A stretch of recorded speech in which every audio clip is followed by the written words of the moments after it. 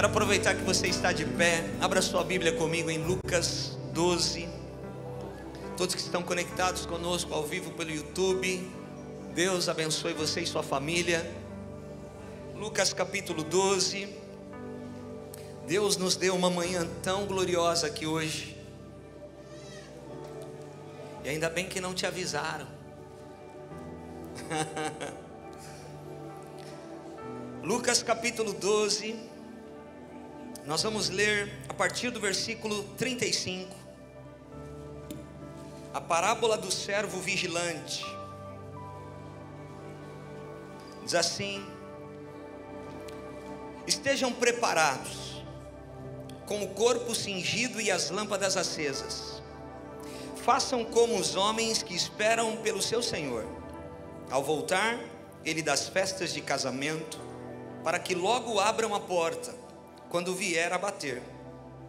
Bem-aventurados aqueles servos, a quem o Senhor, quando vier encontrar vigilantes. Em verdade lhes digo, que ele há de cingir-se, e dar-lhes lugar à mesa, e aproximando-se os servirá. Quer ele venha à meia-noite, ou de madrugada, bem-aventurados serão eles, se os encontrar vigilantes. Porém, considerem isso: se o pai de família soubesse a que hora viria o ladrão, não deixaria que a sua casa fosse arrombada. Estejam também vocês preparados, porque o Filho do Homem virá, a hora em que vocês menos esperam. Então Pedro perguntou: Senhor, esta parábola é só para nós ou também para todos? E o Senhor respondeu: quem é, pois, o mordomo fiel e prudente, a quem o Senhor deixará encarregado dos demais servos da casa, para lhes dar o sustento no devido tempo? Bem-aventurado aquele servo, a quem o seu Senhor, quando vier, achar fazendo assim. Em verdade lhes digo, que lhes confiará todos os seus bens. Mas o que acontecerá se aquele servo disser consigo mesmo: meu senhor demora para vir, e começar a espancar os empregados e as empregadas, a comer, a beber e a se embriagar? Virá o Senhor naquele servo, em dia em que não o espera, e em hora que não sabe, e irá aplicar-lhe um castigo severo, condenando-o com os infiéis. Aquele servo que conhece a vontade do seu Senhor e não se aprontou, nem fez segundo a sua vontade, será punido com muitos açoites. Aquele, porém, que não soube a vontade do seu Senhor e fez coisas dignas de reprovação, levará também poucos açoites.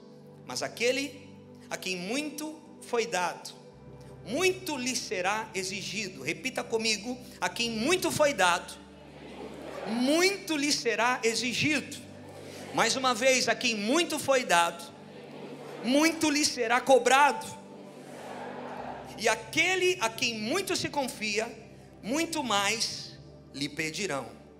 Obrigado, Senhor, pela tua palavra, está aberta diante de nós. Estamos compartilhando o pão nessa noite, estamos na mesa do Rei. Que a tua igreja seja edificada, seja consolada, seja exortada, seja abençoada, Senhor. A tua palavra faz tudo isso conosco, e nós queremos nos expor à tua palavra, queremos dar toda a atenção à tua palavra. Por isso, Senhor, não existem dois deuses. Ninguém vai me ligar agora, eu não posso atender ninguém. Por quê? Porque eu estou conectado contigo. Eu quero ouvir a tua voz, eu quero ouvir a tua mensagem. Muitas mensagens podem chegar no meu WhatsApp agora, mas eu quero ouvir a mensagem do alto, a mensagem de Deus, a mensagem do céu. Por isso, Senhor, eu entrego agora toda a minha atenção ao Senhor e a sua palavra. Fala comigo, em nome de Jesus. Quem crê e concorda, diga glória a Deus. Você pode sentar. Querido, é interessante que essa parábola vai falar sobre o servo que é vigilante. E ele começa dizendo o seguinte: estejam preparados com o corpo cingido. Na época de Jesus, os homens também eles se vestiam com roupas compridas. Então essas roupas que os homens também usavam, dificultava a movimentação rápida, dificultava o serviço rápido, dificultava esses homens estarem na guerra. Então a orientação bíblica é o seguinte: cinge você as suas vestes, ou seja, eles levantavam as vestes um pouco, e com um cinto eles prendiam as vestes no alto, para que eles pudessem correr mais rápido, para que eles pudessem servir mais rápido, para que eles pudessem entrar numa guerra e guerrear de forma veloz, de forma livre. Então preste atenção, esse texto que nós lemos até parece texto do Velho Testamento, da Antiga Aliança, da época da lei. É um texto duro, mas é a época da graça. E aqui está falando com os servos vigilantes.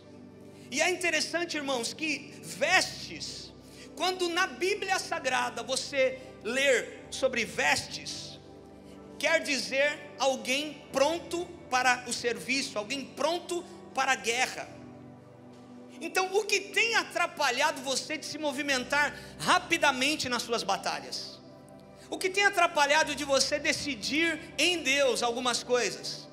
O que tem atrapalhado você? Isso fala de preparo, de prontidão. E depois vai falar da volta do seu Senhor aqui. Então nós precisamos estar prontos. A palavra de tempo em tempo, ela nos alerta para que nós, como a igreja de Jesus, possamos estar preparados, porque nós não sabemos nem a hora nem o dia. Então a palavra, ela vem sobre nós para nos alertar e para que a gente esteja preparado para tudo aquilo que vem, inclusive a volta do Senhor. Efésios capítulo 6, versículo 10 ao 20, vai falar o seguinte: sejam fortes no Senhor e em seu grande poder, vistam toda a armadura de Deus, para que possam permanecer firmes contra as estratégias do diabo, pois nós não lutamos contra inimigos de carne e sangue, mas contra governadores e autoridades do mundo invisível, ou do mundo espiritual. Eu quero lembrar você que a tua luta não é carnal, a tua luta é espiritual. Eu quero lembrar você que as lutas, nós não podemos entrar numa batalha terrena, natural, como qualquer um que não conhece o Senhor Jesus. Paulo está alertando aqui dentro de uma cadeia, escrevendo para Éfeso, dizendo o seguinte: a nossa luta não é contra carne e sangue, a nossa luta é contra os principados e potestades. Por quê? Porque é em oração que nós vamos vencer as nossas batalhas, é com os nossos joelhos dobrados que nós vamos vencer as nossas batalhas, é entrando num lugar em Deus que só a igreja tem para batalhar de forma espiritual. E ele segue dizendo o seguinte: contra os grandes poderes deste mundo de trevas, contra os espíritos malignos nas esferas celestiais. Portanto, vistam toda a armadura de Deus, para que possam resistir ao inimigo no tempo do mal. Então depois da batalha, vocês continuarão de pé e firmes. Olha só, quem luta da maneira correta, depois da batalha, vai estar de pé e firme, vai estar posicionado de pé e firme, não importa o resultado da batalha. Assim mantenham a sua posição. Nós precisamos estar posicionados, prontos, porque nós não sabemos nem o dia nem a hora. Querido, eu falei algo de manhã e eu quero falar hoje à tarde aqui. Nós não sabemos se todos nós aqui estaremos domingo que vem na ceia aqui, porque Jesus pode levar alguém. E eu não estou desejando a sua morte, eu estou desejando a sua salvação. É por isso que a palavra de Deus vem. E aí, irmãos, nós estamos distraídos com tantas coisas têm chamado a nossa atenção, tanta mistura, tantas situações, e volta e meia Deus nos traz para uma posição dizendo: se preparem, estejam prontos, cinjam os seus lombos e mantenham as lâmpadas acesas. Cinjam os seus lombos e mantenham as lâmpadas acesas. E Paulo vai continuar dizendo: mantenham-se em posição, colocando o cinto da verdade, a couraça da justiça, como calçados, usem a paz das boas novas. O que estejam inteiramente preparados. Em todas as situações, levantem o escudo da fé, para deter as flechas de fogo do maligno. Usem a salvação como capacete, e empunhem a espada do Espírito, que é a palavra de Deus. Orem no Espírito em todos os momentos e ocasiões. Repita comigo: orem no Espírito em todos os momentos e em todas as ocasiões. Talvez você vai estar em algumas reuniões que você precisa de Deus ali com você, e as pessoas estão conversando com você, mas o homem espiritual está ali conversando, mas em espírito você está dizendo: Deus, me dá a palavra certa, Deus, me dá sabedoria nessa mesa, Deus, guarda a minha mente e o meu coração, Senhor, que eu entre na hora certa nesse lugar. Nós precisamos nos posicionar em oração em todo tempo e em toda ocasião. Permaneçam atentos, olha só, e sejam persistentes em suas orações por todo o povo santo, e orem também por mim. Paulo vai falar: peçam que Deus me conceda as palavras certas, para que eu possa explicar corajosamente o segredo revelado pelas boas novas. Agora estou preso em correntes, mas continuo anunciando essa mensagem como embaixador de Deus. Meu Pai, agora eu estou aqui preso em correntes, mas eu continuo liberando a palavra. Eu estou preso, os caras vêm me trazer comida, eles ouvem a respeito de Jesus. Eu estou preso, alguém vem e passa perto da minha cela, eles vão ouvir da palavra de Jesus. Então orem por mim, igreja, para que eu continue corajoso e liberando a palavra de boas notícias. Orem para que eu siga falando corajosamente em nome dele, que é o meu dever. Prontos para servir. Ele vai falar de lâmpadas acesas.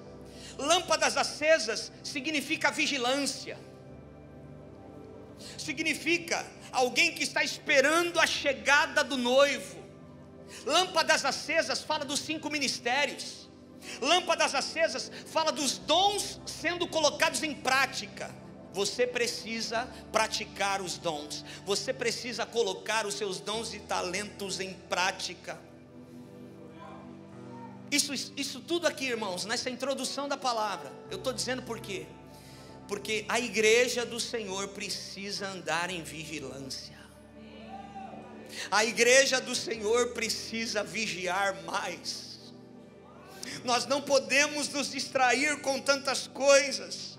Pessoas que estão numa mistura. Durante toda a Bíblia, de Gênesis a Apocalipse, você vai ver um Deus de amor querendo alcançar o seu povo, mas ele diz algo: olha, antes sejam quentes ou frios, mas porque vocês são mornos, eu vou vomitar vocês da minha boca. Eu não quero gente na mistura. Eu não quero gente que me adora, mas está na mistura, senta na mesa de demônios e senta na mesa do pão que não apodrece. Saia da mistura. Quando Deus vai falar com Moisés na sarça, o fogo vem sobre a sarça. Nós conhecemos a história, faz parte da nossa igreja essa palavra. Deus brada da sarça e diz: tira a sandália dos teus pés, porque o lugar que tu estás é santo. Alguns biblistas acreditam que Deus falou para ele tirar as sandálias, porque as sandálias ainda era o utensílio que vinha do Egito. Então Deus está dizendo: tira a mistura, sai da mistura, tira da tua vida o que tem a ver com mistura. Deus não te quer na mistura. Deus tem compaixão do frio, daquele que não conhece. Deus tem compaixão do quente e derrama ainda mais fogo sobre ele. Mas não fique na mistura, em nome de Jesus. A igreja precisa vigiar. E quando isso acontece, irmãos, as pessoas começam a viver numa mistura. E a gente percebe isso. Às vezes alguém que é tão abençoado na presença de Deus, tem um nível tão bom espiritual, mas começa a andar com outra pessoa e cai o nível. E às vezes até mesmo pessoas que estão na igreja, essa pessoa que tem um nível espiritual começa a andar com outra pessoa que também está na igreja, mas o nível dessa pessoa cai. Ao invés de ela puxar essa pessoa para o nível dela, ela vai e desaba na sua vida espiritual. Pessoas que estão na mistura, que mudam de comportamento, mudam de palavreado, a gente até desconhece, mudam o jeito para pior e não para melhor. Pessoas que amam o palco, mas não amam o altar. Pessoas que amam seguidores, mas não amam vidas. Pessoas que amam o like, mas não amam servir. Pessoas que amam as luzes, mas não amam a luz do Senhor. Pessoas que amam elogios, mas nunca se entregam por completo ao Senhor Jesus. Pessoas que amam receber, mas nunca doam. Não conseguem entregar porque estão na mistura. Nós que somos a igreja precisamos vigiar mais. Você que faz parte do corpo de Cristo precisa vigiar mais. Você que é obreiro da casa do Senhor precisa vigiar mais. Nós que ministramos pessoas precisamos vigiar mais. Cuide com a tua caminhada. A Bíblia vai falar da coroa. Guarde a tua coroa para que você não perca a sua coroa. Então ande com cuidado para que ela não caia. Ande com zelo, tome cuidado por onde você anda. Tome cuidado com seus posts na internet. Tome cuidado com o teu testemunho. O nosso dever é testemunhar a respeito de Jesus. Ande com cuidado para que a tua coroa não caia da sua cabeça. É isso que a parábola do servo vigilante está dizendo. Porque Pedro vai falar para o Senhor: Senhor, essa palavra é só para nós ou é para todo mundo? Jesus vai falar: é para todo mundo, mas para vocês o calo é maior. Aleluia. Essa palavra é para todo mundo, mas a quem mais é dado, mais é cobrado. Para quem não sabe, vai levar açoite. Mas para quem sabe o que devia fazer e não fez, o açoite será maior e será contado com os infiéis. Novo Testamento, época da graça. Não estou falando de lei, não. Repita comigo: pureza não é uma opção. Mais uma vez, Rocha Church: pureza não é uma opção. Pureza é um requerimento daqueles que querem subir ao monte do Senhor. Pureza é um requerimento daqueles que querem subir ao monte do Senhor. Sem pureza não sobe, irmão. Pastor, mas como eu serei puro depois da vida que eu tive? Não importa o que você viveu e o que você fez, o que você bagunçou e quantas quedas você teve. Se o sangue de Jesus vem sobre você hoje, você está puro, mais branco do que a neve. Orabaxei. Pastor, você está falando de pureza, de coração puro, mas como eu serei puro depois da vida que eu tive, das traições, das decepções? Se o sangue de Jesus vem sobre a tua vida, Ele te torna puro. Não é pelo teu muito fazer, pelo teu muito saber, é por aquilo que Ele fez. O sangue dele é poderoso para purificar o mais vil pecador. Meu Deus, pureza não é uma opção. Fala para quem está do seu lado: você não tem opção para ser puro, você tem que ser. Senão você não sobe no monte do Senhor, irmão. Pureza é um requerimento do reino. Pastor, mas você não sabe o que eu fiz. E você também não sabe o que eu fiz. Mas se o sangue vem, acabou. Se há arrependimento, se há remissão de pecados, se há graça de Deus manifestada, acabou. Pureza não é uma opção. O salmista no Salmo 51, verso 9, ele vai dizer: esconde o meu rosto dos meus pecados e apaga todas as minhas iniquidades. Cria em mim, ó Deus, um coração puro e renova dentro de mim um espírito inabalável. Não me repulses da tua presença, nem me retires do teu Santo Espírito. Restitui-me a alegria da tua salvação e sustenta-me com o espírito voluntário. Então ensinarei aos transgressores os teus caminhos e os pecadores se converterão a ti. Cria em mim, ó Deus. Essa noite Jesus pode criar um coração puro aí agora. Nessa noite Jesus pode criar um coração puro aí agora, para que você suba no monte do Senhor, para que você tenha sucesso na tua carreira espiritual. Querido, arrependimento é voltar, é a ideia de retorno ao plano original. Nós precisamos nos arrepender. Tem gente aqui que precisa voltar. Tem gente aqui que precisa voltar para o Senhor. Tem gente aqui que precisa voltar para os ministérios que deixou, porque não se achava digno. Tem gente aqui que precisa voltar a fazer aquilo que agradava o coração de Deus. Tem gente aqui que precisa voltar, porque arrependimento é voltar. Quando eu me arrependo, eu volto. Eu enxergo o rei, eu enxergo o reino. Tem pessoas aqui que precisam voltar. O acesso à malícia hoje está num clique, irmão. O diabo não quer tirar as pessoas da igreja. O diabo quer que as pessoas estejam na igreja, mas rasas, sem vida de oração, rasas, sem compromisso com Deus, sem responsabilidade com o reino. Vem, chora na adoração, acha tudo bonito, mas não dá respostas para aquele que te comprou com preço de sangue. Olha para mim, meu irmão. A malícia está aí, num clique. Cada dia mais fácil de acessar a malícia. É por isso que a ordem é tirar o fermento. A ordem é tirar o fermento da vida. Fermento é símbolo da influência corrupta. Tire do seu meio toda influência corrupta. Você sabe o que tem corrompido o teu coração, o que tem tirado a afeição por Jesus, você sabe. Tira do teu meio a influência corrupta, maligna. Durante a festa da Páscoa, lá em Êxodo 12, a ordem era os israelitas removerem todo o fermento das suas casas. E Paulo em 1 Coríntios, ele vai dizer o seguinte, capítulo 5, versículo 7: lancem fora todo o velho fermento, para que sejam nova massa, como sois, de fato, sem fermento.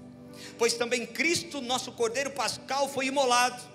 Por isso celebramos a festa, não como velho fermento, nem com o fermento da maldade e da malícia, e sim com os asmos da sinceridade e da verdade. O que Paulo está falando?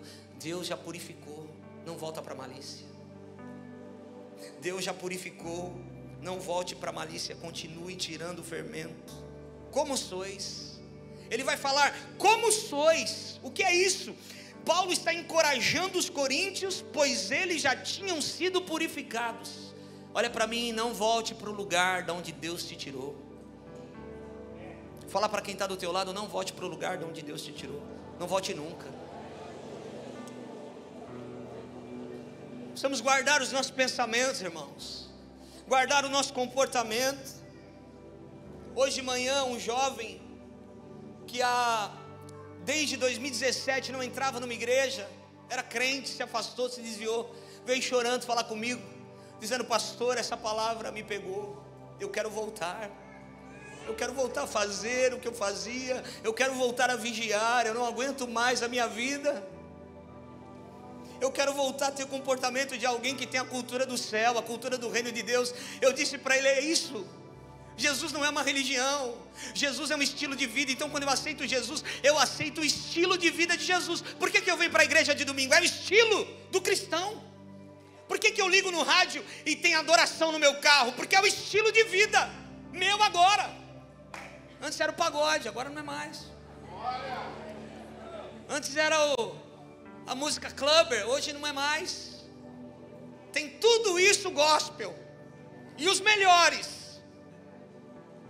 Então eu tirei a malícia e introduzi a pureza.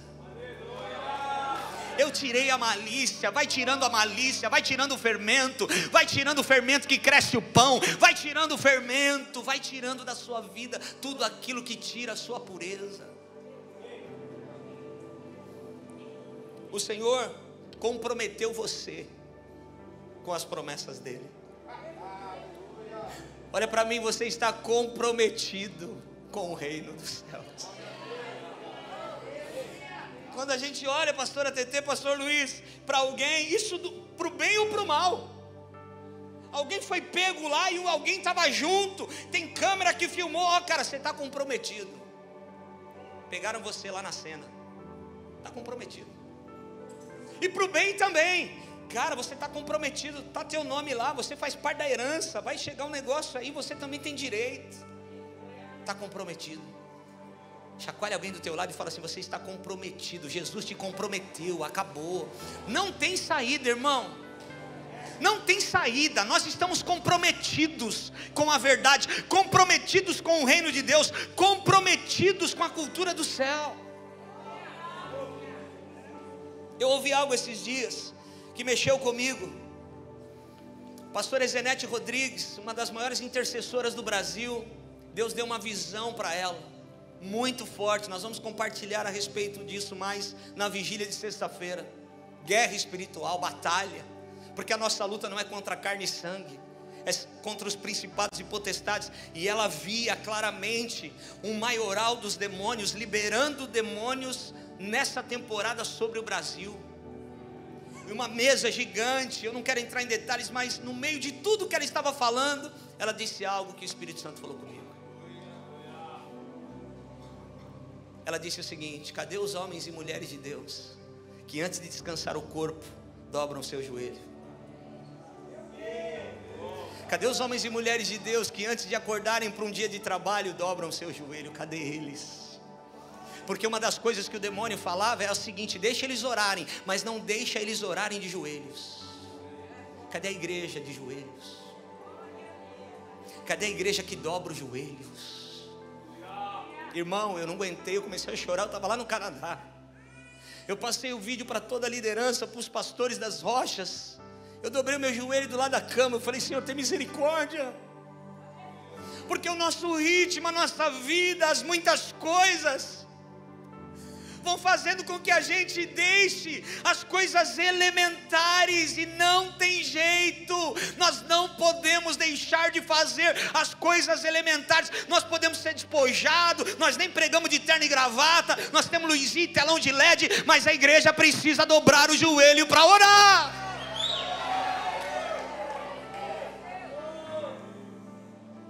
Dobre o joelho.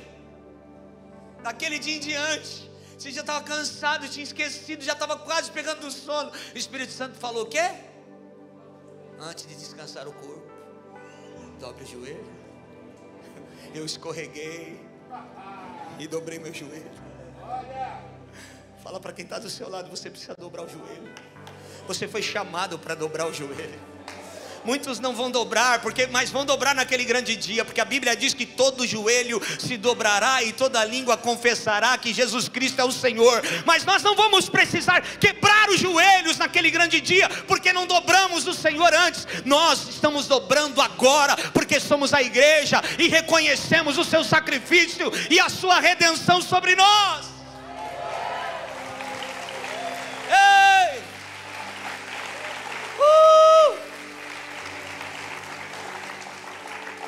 A nossa luta é verdadeiramente espiritual, irmão. É verdadeiramente espiritual.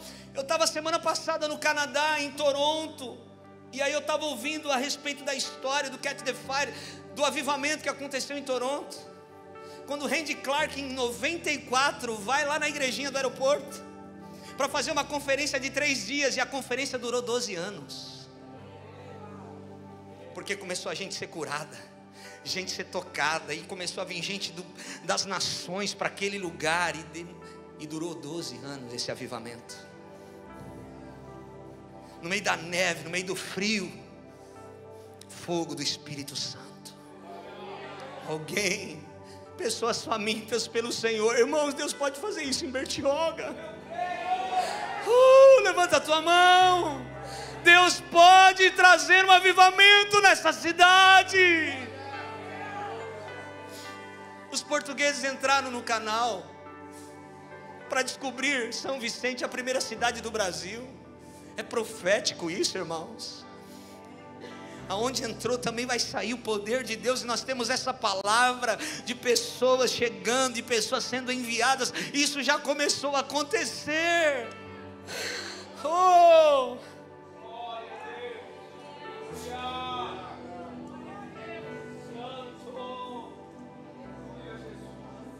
Eu estava no avião para vir embora.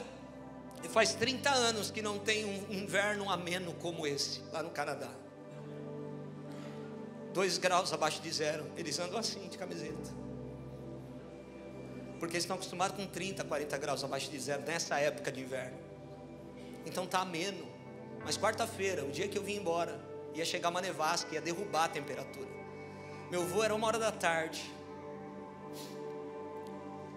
A gente entrou no avião. Eu vi uma movimentação no aeroporto, voos sendo cancelados. A gente entrou no avião. Quando eu estava chegando na pista para decolar, o avião parou. Chegou 2 máquinas. E começaram a jogar um produto na asa do avião para tirar, porque a asa estava congelada. Tirar a neve da asa do avião. Eu filmei isso, esqueci de passar lá para colocar no telão aqui. Eles jogando produto. Jogaram o produto, a gente decolou. Eu fiz conexão num outro país. Quando eu cheguei, o meu celular começou a vir um monte de mensagem. Um dos pastores lá do Canadá dizendo: pastor, a gente estava preocupado, porque 15 minutos depois que você saiu, cancelaram todos os voos. Fecharam o aeroporto, 450 voos foram cancelados por causa da nevasca. E eu dentro do avião, cheio de compromisso aqui no Brasil, eu falei: Senhor, eu preciso ir embora. Eu vendo o negócio apertando do lado de fora, aquele negócio fechando, tudo branco, Andrei. Falei: Senhor, eu preciso ir embora. O avião fez assim, ó. O tempo estava feio aqui. Mas quando o avião faz assim, ó, ele rompe lá em cima. Acabou. Tá tudo azul. O céu tá limpo. A dificuldade estava aqui, mas quando rompe, acabou. Eu quero profetizar que toda a neve que está afetando a tua asa para voar na presença do Senhor, o fogo do Espírito Santo vai queimar a tua vida nessa noite, e você vai decolar definitivamente. Tudo que tem prendido você no natural, tudo que tem prendido você na terra, tudo que tem prendido você numa mentalidade terrena, em nome do Senhor Jesus, seja livre para decolar e romper com algumas estruturas para viver os propósitos de Deus. Oh! A nossa luta é verdadeiramente espiritual. Existem influências espirituais e nós precisamos combatê-las. Irmão, eu acredito que por causa da minha oração ali, Jesus deixou a gente decolar. Eu só queria decolar porque eu sabia que depois de alguns 1000 metros ali estava tudo bem. Eu precisava vir embora. Eu creio na oração, porque a nossa luta é espiritual. Nós precisamos combater com posicionamento de fé, porque a igreja é a que tem autoridade. É por isso que você e eu precisamos desejar mais do que qualquer coisa viver as coisas do alto. Você pode desejar coisas boas para você e para sua família, é lícito. Você pode desejar prosperar, dar o melhor para os teus filhos, isso é lícito. Mas deseje acima disso as coisas do alto, as coisas de Deus. Deseje acima disso as coisas do alto, as coisas de Deus. Tenha fome e sede pelo Senhor.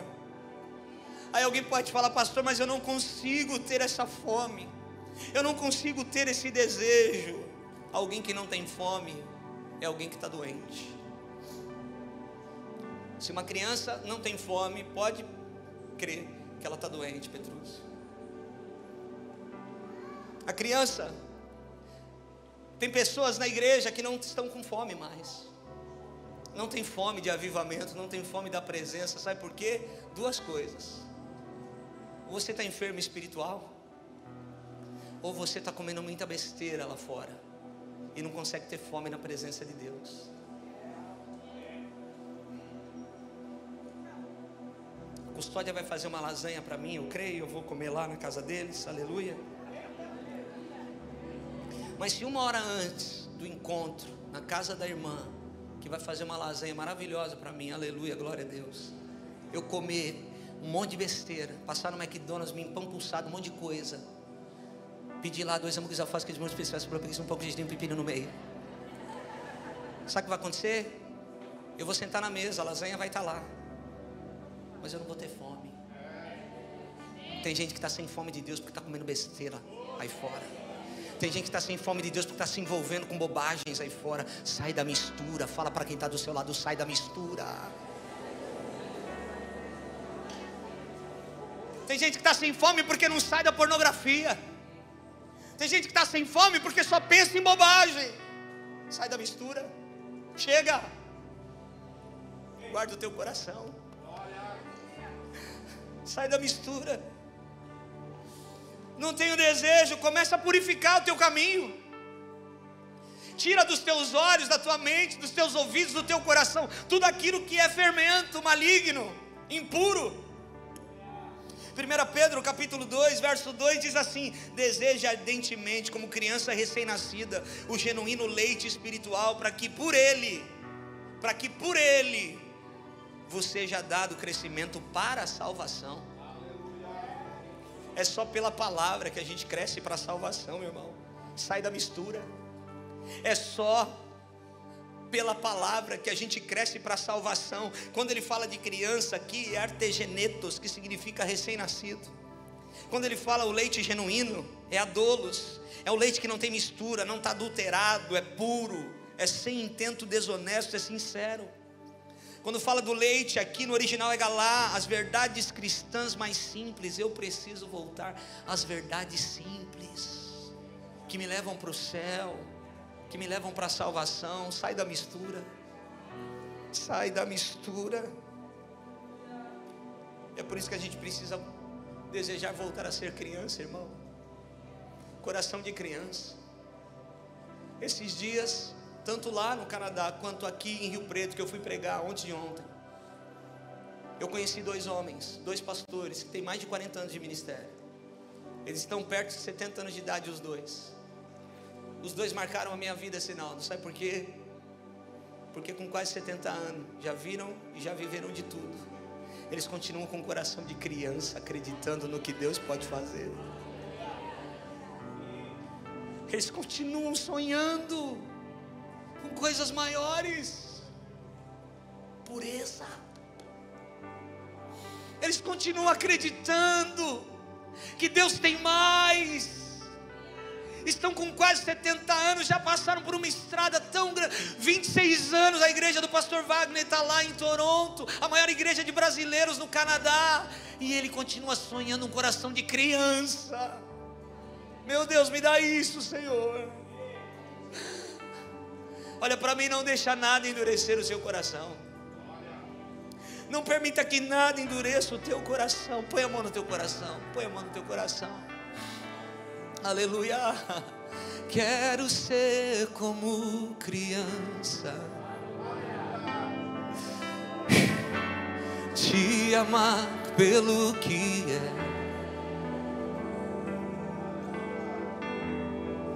voltar à inocência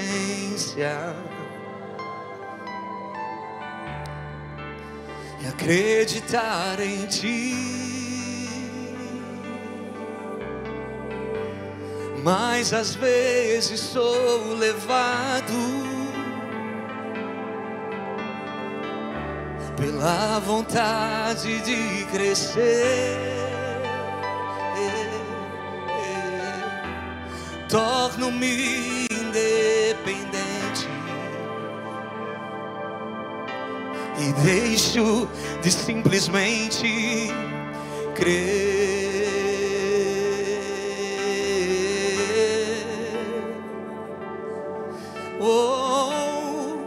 Não posso viver longe do teu amor, Senhor. Não posso viver longe do teu afago, Senhor. Não posso viver longe do teu abraço, Senhor.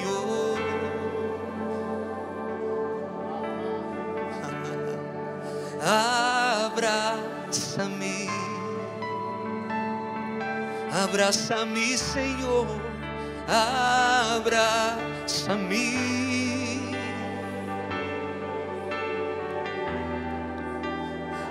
Abraça-me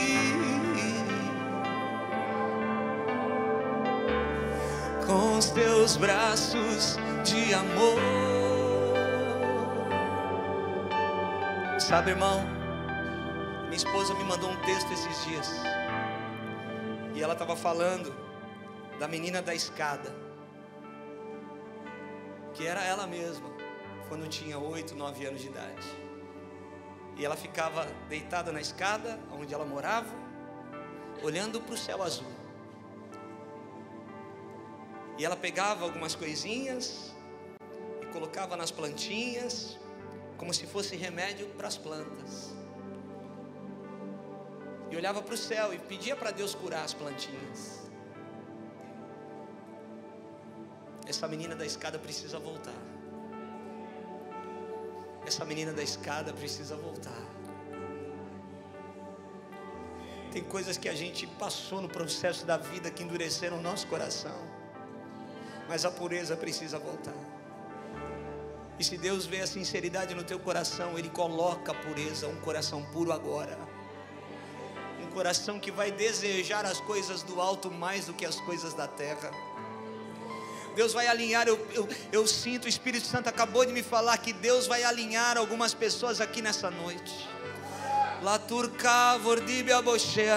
O Espírito Santo diz que vai colocar em ordem os teus sentimentos. O Espírito Santo diz que vai organizar a tua vida emocional, e Ele vai fazer com que você tenha fome e sede dEle, acima das coisas terrenas, acima das coisas naturais. Tem pessoas que só precisam disso para decolar. Tem pessoas que só precisam disso para decolar. Você que não estava conseguindo ter fome e sede e desejar as coisas do alto mais do que algumas coisas do que você está vivendo aqui na terra, fica de pé no teu lugar. Como eu sou o primeiro a estar aqui. Fica de pé no teu lugar. Obrigado, Jesus. Senhor, organiza o nosso coração. Nós somos a igreja que foi comprada pelo sangue. Nós cantamos aqui, Maranata, ora vem, Senhor Jesus. Querido, 1 Tessalonicenses 4,16 diz: portanto, o Senhor mesmo, dada a sua palavra de ordem, ouvida a voz do arcanjo e ressoada a trombeta de Deus, descerá dos céus, e os mortos em Cristo ressuscitarão primeiro. Depois, nós, os vivos, os que ficamos, seremos arrebatados juntamente com eles entre as nuvens para o encontro do Senhor nos ares, e assim estaremos para sempre com o Senhor. Jesus está voltando, e quem estará com Ele? Os servos vigilantes. Vigia, sai da mistura. Vigie, sai da mistura. Você consegue maratonar uma série durante a madrugada, mas não consegue dobrar os joelhos mais. Sai da mistura. Apocalipse 3,10 vai dizer: porque guardaste a minha palavra em perseverança, também eu guardarei da hora da provação que há de vir sobre o mundo inteiro. Esse é um dos textos que nós nos apoiamos para acreditar que nós somos pré-tribulacionistas, ou seja, a igreja não vai passar pela grande tribulação, porque ele diz que quem guardar a sua palavra e perseverar, ele vai guardar da hora da provação que há de vir sobre o mundo inteiro, para experimentar todos os habitantes da terra. Venho sem demora, conserva o que tem, para que ninguém tome a tua coroa. Conserva o que tem. Você não precisa conquistar, você precisa guardar o que tem. O que você tem? A salvação. O que você tem? A coroa, o galardão. Guarda o que tem. Ande em vigilância. Ande em vigilância. Hebreus 9:28 diz assim: também Cristo, tendo se oferecido uma vez para sempre para tirar o pecado de muitos, aparecerá uma segunda vez sem pecado aos que o aguardam para a salvação. Aqui estão aqueles que aguardam o Senhor para a salvação, a igreja do Altíssimo. É por isso que Paulo em 1 Coríntios 15 vai dizer: no momento, num abrir e fechar de olhos, ao ressoar da última trombeta. Tem trombetas que estão tocando, mas vai chegar a hora que a última vai tocar, Tabata. Acabou. Não tem mais jeito. Não há mais nada a ser feito. Não há mais como se arrepender.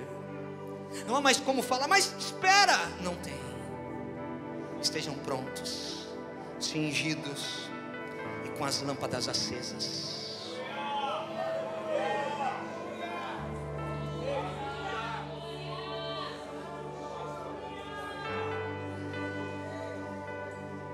A trombeta soará, os mortos ressuscitarão incorruptíveis, e nós seremos transformados.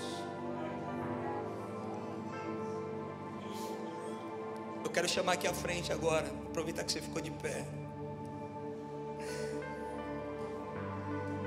Você que deseja o Senhor, que sabe que precisa vigiar mais. Se precisar toda a igreja sair do lugar, saia, mas venha, dê um passo de fé, vem para cá. Nós vamos sair da mistura hoje, irmão. Eu quero viver o avivamento. Sai da mistura. Namoro que não santifica, namoros que estão manchando a tua veste, porque você tem se deitado com teu namorado. Sai da mistura. Pessoas que foram chamadas para o altar estão amando mais o mundo do que as coisas de Deus. Sai da mistura, dá tempo ainda. Sai da mistura. Ah, mas todo mundo vai. Você não é todo mundo, você é filho do Deus Altíssimo, tem chamado, é diferente com você.